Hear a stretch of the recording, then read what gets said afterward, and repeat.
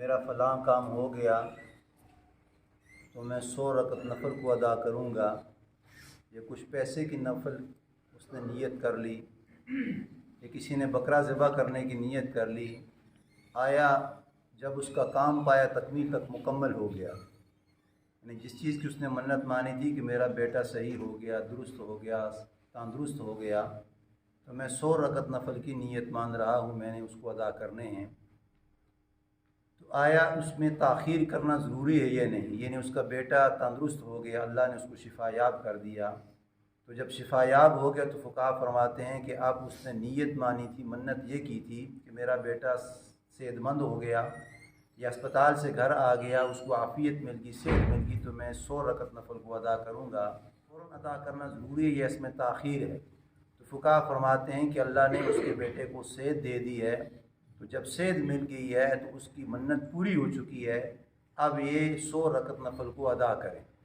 लेकिन अगर किसी मौके से ताख़ीर हो गई है, 5 दिन गुज़र गए, 5 महीने गुज़र गए, 10 दिन गुज़र गए, 10 साल गुज़र गए, आए ये ताख़ीर की वजह से उसकी मन्नत में फ़र्क आएगा या नहीं, या वो ना अदा करे? तो फ़ुक़हा फरमाते हैं कि चाहिए तो ये था कि जब बेटा उसका सेहतमंद हो गया है तो फ़ौरन उसको अदा करे, लेकिन अगर किसी वजह से ताख़ीर भी हो गई है तो ये उसके ज़िम्मे वाजिब है, यानी जिस वक़्त तक वो अदा नहीं करेगा वो गुनहगार के ज़ुमरे में आएगा, इसलिए कि मन्नत मानना जब उसने अदा की नहीं है तो ये उसके ज़िम्मे वाजिब है।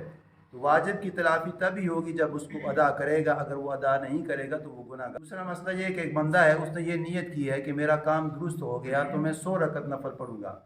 अब उस बंदे ने 100 रकत नफल अदा नहीं किए, 40 पढ़ लिए, 20 पढ़ लिए, तो जब 20 पढ़ लिए तो 80 नफल बाकी हैं, 40 पढ़ लिए तो 60 नफल बाकी हैं। आया ये अब 60 नफल अदा करे या ना करे, 40 पे इक्तफा ज़रूरी है? तो फ़ुक़हा फरमाते हैं कि जब इसने नीयत अपनी ज़बान से इज़हार माफ़ी ज़मीर ये किया है कि मैं 100 रकत को अदा करूँगा, तो अब ये 100 ही रकत को अदा करेगा, इसमें ताख़ीर भी नहीं है और इसमें कमी कुताही भी नहीं, बल्कि ये 100 रकत नफल को मुकम्मल अदा करेगा। और दूसरा मसला ये है कि एक शख्स ऐसा है कि उसने नीयत ये की है कि फ़लाँ काम दुरुस्त हो गया, मैं 40 रकत नफल पढ़ूँगा। अब वो काम दुरुस्त होते होते साल गुज़र गया, साल के बाद उसका काम बेहतर हो गया, जिसकी उसने मन्नत मानी थी कि मेरा फ़लाँ काम ठीक हो गया तो मैं अल्लाह की रज़ा के लिए 40 रकत नफल को अदा करूँगा। अब उसने नीयत ये की थी कि 40 रकत नफल अदा करूँगा, लेकिन आज उसने नीयत की है कि काम दुरुस्त हो गया, 40 रकत नफल की नीयत अदा करूँगा, लेकिन वो काम सही हुआ 2 साल बाद हुआ, 3 साल बाद हुआ, 5 साल बाद हुआ, लेकिन अब ये भूल गया कि मैंने मन्नत जो मानी थी 40 नफल मानी है या 100 रकत नफल मानी है या 80 रकत नफल मानी है।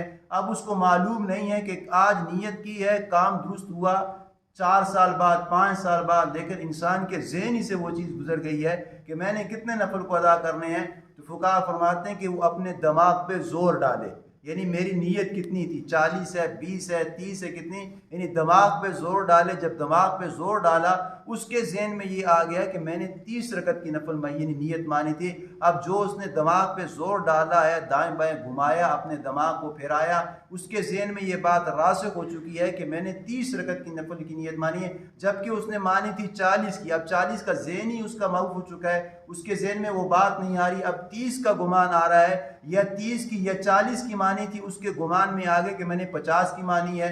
यानी जब उसका दिमाग एक जगह पे रासिख आ गया तो जिस तरह उसने नीयत मानी है, अगरचे वो बाद में भूल गया है, लेकिन दिमाग को दौड़ाया, उसके ज़हन में आ गया मैंने तो 30 पढ़ने थे, 40 पढ़ने थे या 50 पढ़ने। तो जिस जगह उसका दिमाग ठीक तरीके से आ गया, जिस जगह रासिख हो चुका, फिर वो उसी तरह अदा करे, उसको फिर ज़्यादा नफल अदा करने का मसला ये है कि एक बंदा है, उसने नफल की नीयत मानी है कि मैं 40 रकत नफल को अदा करूँगा। अब वो 40 रकत नफल की बजाय 20 रकत नफल पढ़ लेता है, और 20 की जगह वो कहता है कि चलो मैं किसी को सदका खैरात कर लेता हूँ, कुछ चीज़ तकसीम कर लेता हूँ। आया इसकी वो जो नीयत है 40 रकत की, वो 20 रकत से पूरी होगी या नहीं होगी?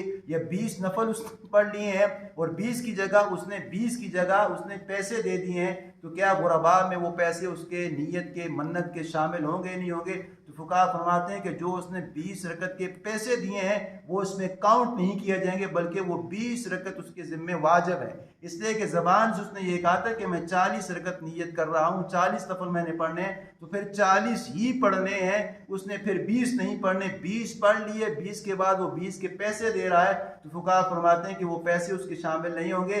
वो सदक़े के तौर पे तो शामिल हो सकते हैं, लेकिन वो जो मन्नत मानी थी उसमें शामिल नहीं होंगे। जिस तरह उसने ज़बान से इज़हार किया उसी तरह वो अदा करेगा। वो 20 की जगह नफल भी पढ़ रहा है और 20 के पैसे दे रहा है। 20 नफल तो दुरुस्त हैं, लेकिन जो 20 के पैसे दे रहा है, फुकाहा फरमाते हैं कि वो सदक़े में तो शामिल हो सकते हैं, लेकिन वो मन्नत में शामिल नहीं हो सकते, इसलिए कि ज़बान से जो इज़हार किया है, जिस तरह उसने माना है उस तरह उसने अदा करना है। जिस तरह ज़बान से उसने इकरार किया है कि मैंने 40 पढ़ने हैं, तो फिर 40 ही पढ़ने हैं। अगर 100 पढ़ने हैं तो 100 ही पढ़ने हैं। अगर मैंने 2000 रुपये की नीयत की है तो फिर मैंने 2000 ही देने हैं। और अगर मैंने एक बकरे की नीयत की है, मन्नत मानी, तो फिर मैंने एक बकरा ही देना है। यानी जो ज़बान से उसने इज़हार किया है उसी तरह उसको अदा करना है। अगर उस तरह उसने अदा ना किया तो फुकाहा फरमाते हैं कि वाजिब इसके ज़िम्मे लाज़िम है, और जब ये वाजिब का मतलब छोड़ने वाला होगा तो ये अल्लाह ताला हमें कामिल इत्तबा नसीब फरमाए।